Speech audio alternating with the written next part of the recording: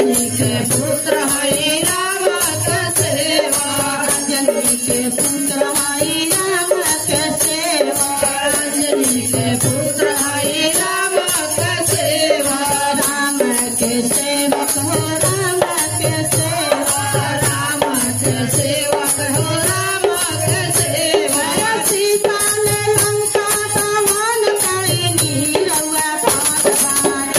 अंजनी के लालन रउआ भान अंजनी के लालन रउआ भान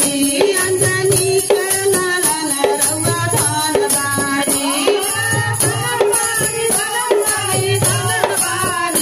अंजनी के लालन रउआ भान